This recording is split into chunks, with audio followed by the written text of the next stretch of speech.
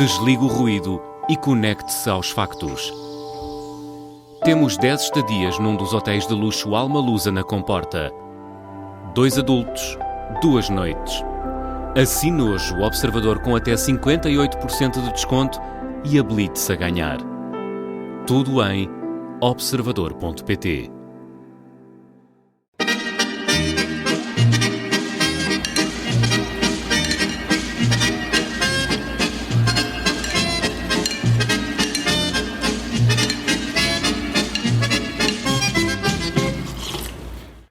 Olá, bem-vindos à Vichy Soase. Estava aqui a fazer gestos de compositor, parecia o Rui Macena, mas não o Rui Pedro. Ainda não há acordo para a legislação laboral. A eleição para os órgãos externos está de novo mergulhado num potencial drama, naquele que é uma grande desconcertação social e parlamentar. É dia de eleição dos órgãos externos, ou como se diz em inglês, este é para ti, Vasco, outsourcing. When you try your best, but you don't succeed. Nós valorizamos todos os setores, valorizamos o setor público, valorizamos o setor privado e valorizamos o setor social. E somos um governo, efetivamente, de concertação. O Presidente da República não se pode substituir aos intervenientes. E, portanto, os trabalhadores têm representantes, os empresários têm representantes, o Governo representa o Poder Executivo. E, portanto, são esses os 3 intervenientes que têm que se entender. O Governo tomará uma decisão final sobre a proposta a enviar ao Parlamento. E depois o Parlamento decidirá. E o Sr. Presidente da República terá a sua intervenção no procedimento legislativo. Eu serei sempre coerente com as declarações que fiz. Conhecemos aquilo que são as posições que o Sr. Presidente da República já manifestou sobre isso e, naturalmente, que sabemos interpretá-las. É bom para a democracia que o Parlamento possa ainda assim estar municiado com esse acordo, mas se assim não for, o Governo não deixará de apresentar uma proposta de lei. O nosso espírito de concertação é muito sólido, muito consistente, muito forte.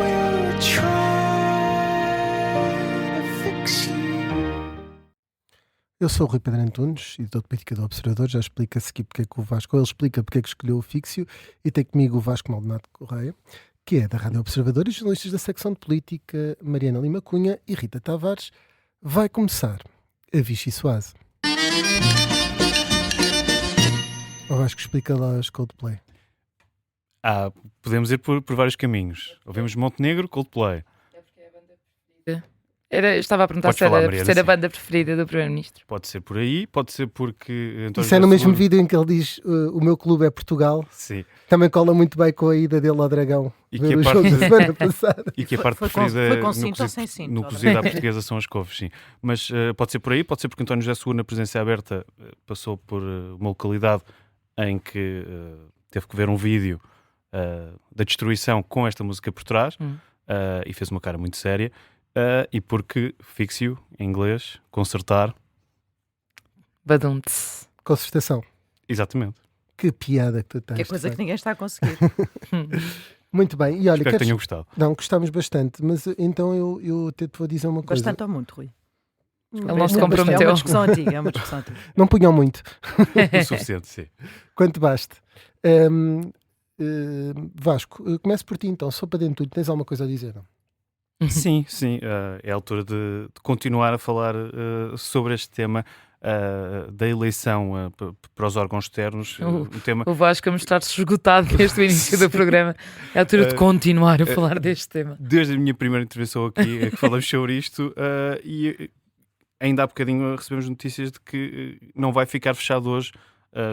Já foi adiada a eleição para o Conselho de Opinião da RTP e eu acho que é péssimo sinal este tema ir-se arrastando, porque é quase um ano de indecisão. É só ver que nas últimas semanas vamos sendo obrigados a falar sobre o impasse, sobre as negociações, e é bom lembrar, não querendo desvalorizar o bom funcionamento da democracia, que este é um tema que parece quase feito em laboratório para ser só mesmo a bolha da política, quem vive isto intensamente no dia-a-dia, a conseguir acompanhar, a experimentar, perguntar às pessoas, a amigos, familiares, o que é que acham sobre Não, há bocado o impasse. eu há bocado fui ao Pingo Doce e não se falava de outra não, coisa. eu queria passar à frente e a senhora disse-me: olha, mas só pode passar se o Tiago Antunes for eleito provedor de justiça.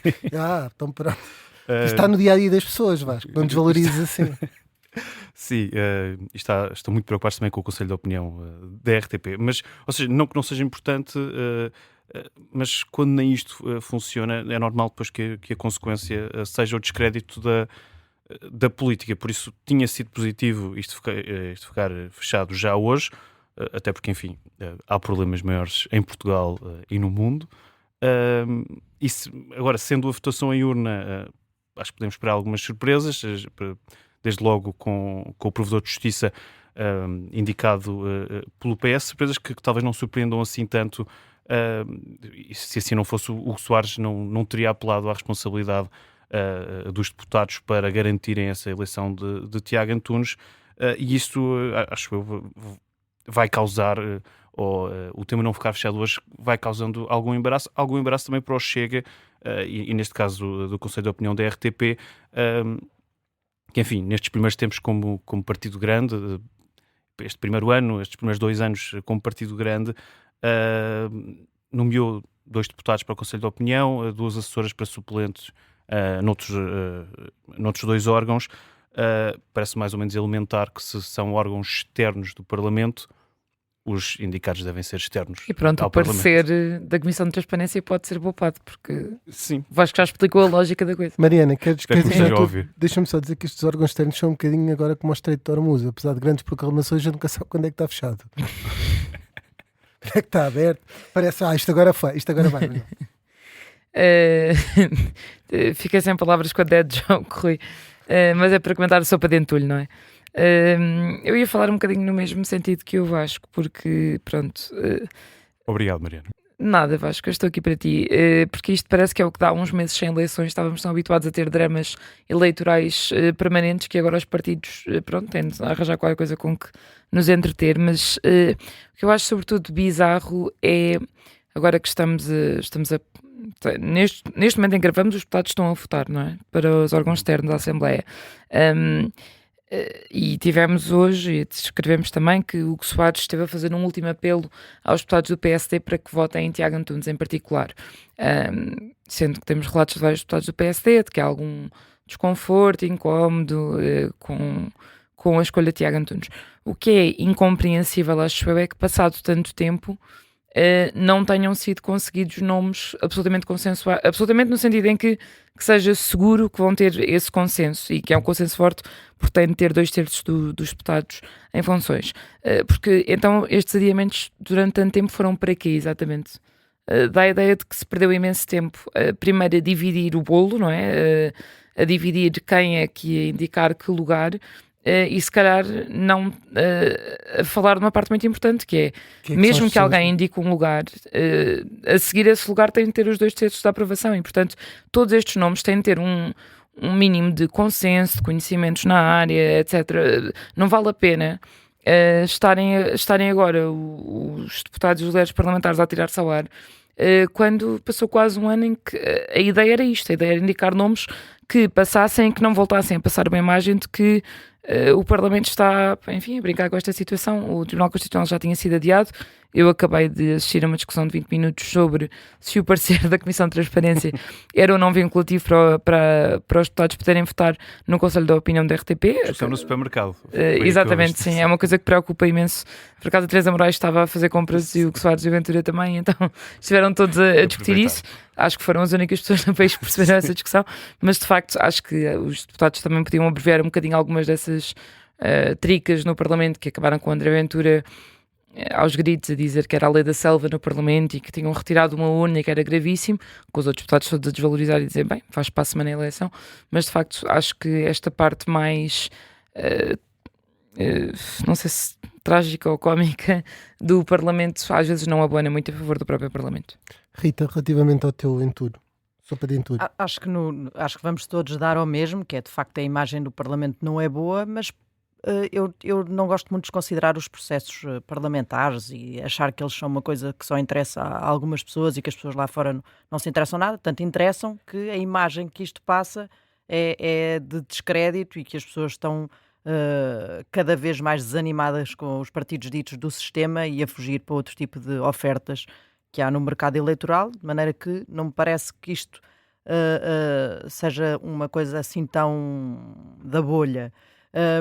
Por outro lado, também acho que isto não é mais do que o retrato do último resultado eleitoral. É o quê? 2/3, sejam com quem for, num Parlamento tão dividido, são sempre difíceis de conseguir e muito à tangente, seja com que bancadas a estar envolvidas, vão ser sempre conseguidos por uma unha negra. É o que vai acontecer hoje. Quase que basta que alguém fique escondido na garagem durante a votação para mudar que alguém tenha uma gripe, qualquer coisa. Eu nem vou falar de desarranjos intestinais, por exemplo, desculpem, mas pronto, quer dizer, a coisa está mesmo à tangente. Só fazer um parênteses, que uma vez o Matos Fernandes adiou uma audição de uma comissão e os deputados estavam todos inacreditável, não queria responder a isto, e ele no início disse: Sr. Deputado, desculpem lá, é que eu tive um desarranjo intestinal, é só isso. Ninguém está livre. Portanto, isso entra na dialética parlamentar. Tudo vai ser, até os desarranjos intestinais na dialética parlamentar podem ter leitura política, atenção.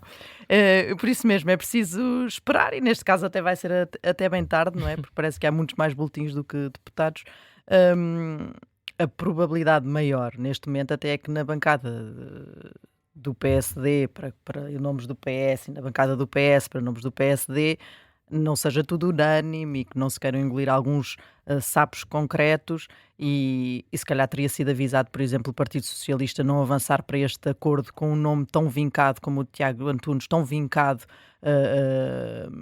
do ponto de vista partidário, não é? Porque tem uma longa ligação a governos do Partido Socialista, quer estivesse numa segunda ou terceira linha com o José Sócrates, quer agora muito mais à frente no costismo, é muito marcado politicamente e por isso, por si mesmo, um fator que pode complicar tudo, ainda mais com o Parlamento tão dividido. Não sei, se calhar estou um bocado conformada, mas acho que isto vai ser a nossa vida sempre que alguma coisa precisar de uma maioria um bocadinho mais robusta, seja uma maioria para o orçamento do Estado, por exemplo, isso já vimos que vai ter que haver sempre negociação, quanto mais para uma maioria de 2/3 para distribuir lugares. Quer dizer, isto mistura-se aqui uma série de questões que são de facto explosivas, mas que se as pessoas também estão muito estupefactas, que também convém dizer-lhes que este é o resultado das eleições legislativas. Foi isto. Para a balcanização parlamentar, antes que a balcanização parlamentar o para si. Era só para seguir na onda dos desarranjos. E isto é um grande desarranjo parlamentar. Acho que é uma boa expressão a ser utilizada. Ou arranjo, depende do ponto de vista. Ou arranjo.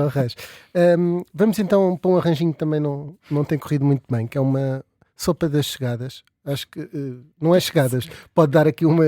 Isto é de trás dos montes da Alfândega da Fé, e supostamente era uma sopa que era dada aos trabalhadores durante a ceifa para ganharem mais energia a meio, portanto é uma sopa robusta direcionada aos trabalhadores. Que muito difícil o trabalho de pesquisa dos nossos moderadores. Comam e depois trabalhem. Mas a de entulho também é isso, não é? É mais ou menos, sim. Também é uma sopa bem robusta. Mas como aparecem sempre as mesmas e há um programa por semana, está nesse difícil. E a sopa a ferver não dá para tudo. Não dá, o caldo entornado e essas coisas. Mas pronto, queres ir lá, Vasco? Eu vou, sabendo que temos todos de ser muito rápidos, mas é para falar da reforma laboral, claro. Vai dando a ideia de que o Governo está mais ou menos preparado para enviar a proposta para o Parlamento com ou sem acordo.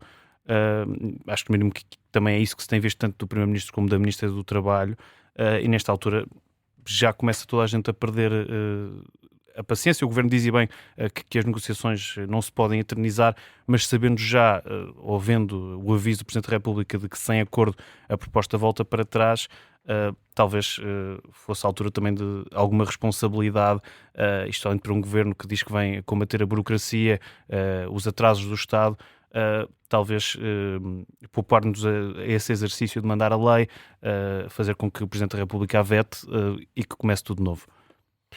Rita, antes de ir à Mariana. Olha, eu estou atenta às declarações, sobretudo do Presidente da República, António José Seguro, que diz que será sempre coerente com as posições que tomou no passado em relação a tudo e mais alguma coisa. Isto tinha a ver com a reforma laboral, em que ele também foi claro que ia marcar o processo ao dizer, quando ainda era um simples candidato, e aliás, quando o disse pela primeira vez, era mesmo um simples candidato, porque foi antes da primeira volta, nos debates televisivos, António José Seguro deu a entender não, foi muito claro, ao dizer que a UGT, que sem a UGT não havia, que ele não votaria, mas que bastaria o acordo da UGT para a lei passar. Mas ele também tinha-se mostrado sempre muito insatisfeito com o facto de não ter havido uma votação. A lei, as alterações à reforma laboral não foram no programa eleitoral de Luís Montenegro, e esse era logo o primeiro argumento do Presidente da República. Portanto, agora, com as coisas tão difíceis na concertação social, e a poder, o Primeiro-Ministro disse-o várias vezes no debate quinzenal esta semana, a acabar tudo nas mãos do Parlamento, quer dizer, aquilo que passar para Belém, porque alguma coisa provavelmente passará, se não tiver a UGT dentro do pacote, vai ter um chumbo. Outra coisa não se pode esperar nesta altura de António José Seguro. Mariana, 30 segundos, só para poderes falar sobre este tema. Sim, só para dizer que o Governo tem feito o maior esforço para tentar passar a imagem de que está a tentar negociar até às últimas consequências e que, se não houver acordo, não foi por si. Acho que a Ministra do Trabalho nem sempre ajudou Luís Montenegro a construir essa narrativa, mas que está a tentar fazê-lo, e o GT por vezes tem dado uma ajuda, e portanto, enfim, acho que o Luís Montenegro tem cada vez mais a convicção de que pode lavar daí as suas mãos se conseguir fazer vencer a sua narrativa, e por isso é que tem avisado tantas vezes que a última palavra é do Parlamento, quase que não é responsabilidade do Governo. Já não quer saber da concertação. Exato, olha, foi o que foi. Eu tentei. Muito bem, e a última palavra desta primeira parte é para dizer que termina aqui, e bem, voltamos já a seguir na segunda parte da Vichy Soares.